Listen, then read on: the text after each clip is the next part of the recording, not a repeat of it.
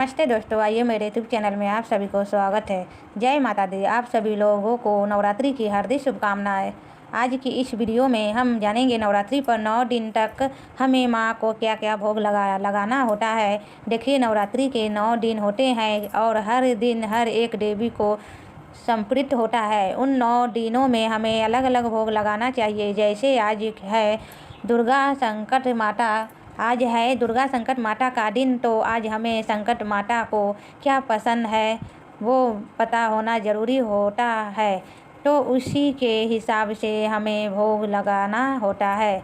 दूसरे दिन हम फिर कौन सी देवी का दिन है, तो उस हिसाब से उन देवी को क्या पसंद है वो भोग लगाना होता है। तो यह नवरात्रि के 9 दिन होते हैं, इनमें हमें माता रानी को अलग अलग उनके प्रिय भोग लगाने होते हैं।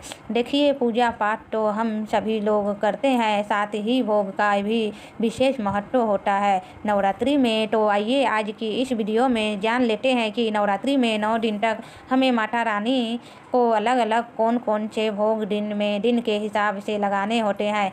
दोस्तों, इस साल नवरात्रि की शुरुआत 30 मार्च से हो रही है और भक्तजन देवी माँ के स्वागत की तैयारी में लगे हुए हैं। 9 दिनों में जिस तरह देवी माँ नौ की देवी माँ के 9 रूपों की पूजा होती है, ठीक उसी प्रकार 9 देवियों को अलग अलग हमें भोग प्रसाद अर्पित करना चाहिए।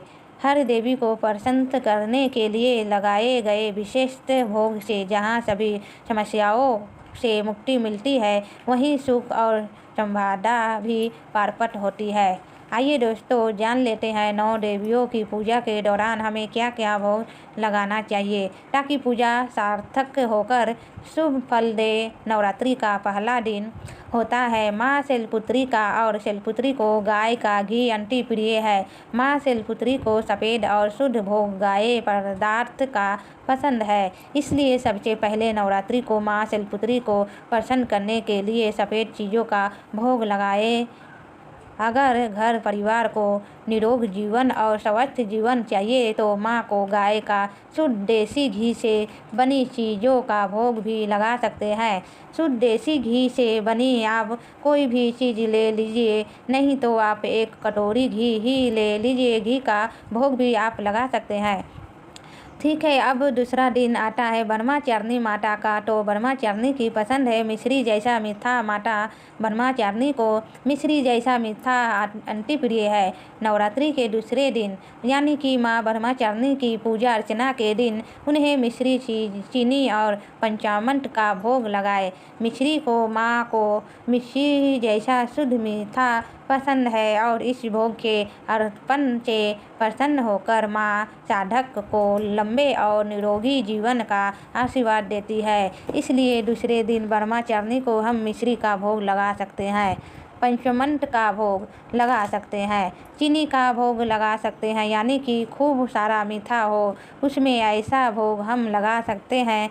ठीक है, अब बारी आती है तीसरे दिन की माँ चंद्रघंटा को। तो माँ तीसरा दिन नवरात्रि का माँ चंद्रघंटा को समर्पित होती है और माँ चंद्रघंटा को दूध अति प्रिय है। माँ चंद्रघंटा को दूध और उनसे बनी चीज़ पसंद है, इसलिए पूजा के समय माँ को दूध और दूध से बनी वस्तुओं का भोग लगाए। इनमें आप खीर, रसगुल्ला और मेवे से बनी मिठाइयाँ भी शामिल कर सकते हैं। भोग लगाने के बाद यही चीज़ प्रसाद के रूप में वितरित कर दीजिए। प्रसन्न होकर अम्मा लंबे समय से चले आ रही समस्या का नाश करेगी और सुख समृद्धि का घर में वास होगा। इसलिए आप तीसरे दिन माँ चंद्रघंटा को दूध का भोग लगाए, नहीं तो दूध से बनी कोई भी मिठाई का भोग भी लगा सकते हैं। माँ को चौथा दिन आता है माँ कुष्मांडा का। माँ कुष्मांडा को मालपुआ अति प्रिय है। माँ कुष्मांडा को मालपुआ पसंद है और माँ को शुद्ध देसी घी से बने मालपुए का भोग लगाए और पूजा के बाद इस प्रसाद के तौर पर किसी ब्राह्मण को दान कर दे। ठीक है, और खुद भी खाए और घर वालों को भी खिलाए। प्रसन्न होकर माँ घर और परिवारजनों की बुद्धि और निर्णय लेने की क्षमता का विकास करती है। खास कर विद्यार्थियों को इस दिन पूजा से बहुत बड़ा फल मिलता है। इसलिए माँ कुष्मांडा को मालपुए का भोग लगाए। नवरात्रि का 5वां दिन माँ स्कंदमाता का होता है और माँ स्कंदमाता को केला अति प्रिय है। पंचमी तिथि की देवी माँ स्कंदमाता को प्रसाद के रूप में केला पसंद है, इसलिए इस दिन पूजा करके उनके सामने केले का भोग लगाए। चाहे तो दूसरे फल भी आप अर्पित कर सकते हैं, लेकिन 5वें दिन स्कंदमाता को केले का भोग जरूर लगाए। इसके बाद प्रसाद को ब्रह्मा को दे देना चाहिए और माँ प्रसन्न होकर हमारे घर भर की सेहत और धन धान्य में वृद्धि करते हैं। माँ कात्यायनी को पसंद है। शहद 7वां दिन होता है माँ कात्यायनी का और 7वें दिन हमें शहद का भोग लगाना चाहिए। षष्ठी तिथि की देवी माँ का कात्यायनी को भोग में शहद पसंद है। इस दिन शुद्ध शहद का भोग लगाकर देवी का पूजन करें। खुद भी किसी न किसी रूप में शहद का सेवन जरूर करें। माँ प्रसन्न होकर भक्तों को सुंदर रूप और निरोगी काया का वरदान देती है। देखिए अभी क्या हो रहा है। नवरात्रि की जो है वह 8 दिन की हो रही है, यानी कि पंचमी या सप्तमी एक दिन पर रही है ना। तो अब आपके मन में विचार आ रहा होगा कि जब 2 दिन जो तिथि है वो एक दिन पर रही है तो हमें क्या करना है। तो देखिए आप 2 दिन जो तिथि पर रही है उनका जो 2 भोग होता है, जैसे पंचमी का और षष्ठ का भोग तो आप एक दिन लगा सकते हैं, क्योंकि वो दोनों तिथि तो एक दिन पर रही है ना, तो वो दोनों भोग आप एक दिन लगा सकते हैं। ठीक है, तो दोनों माता रानी की पूजा हो जाएगी। सप्तमी तिथि होती है माँ कालरात्रि की, तो माँ कालरात्रि को गुड़ अति प्रिय है। सप्तमी तिथि देवी का माँ कालरात्रि को गुड़ के भोग से नैवेद्य अर्पित करें और पूजा के बाद गुड़ को ब्राह्मण को दान करते हैं और गुड़ के बने प्रसाद को वितरित करते हैं। इससे लंबे समय से चले आ रहे शौक मिट जाते हैं और खुशी आती है।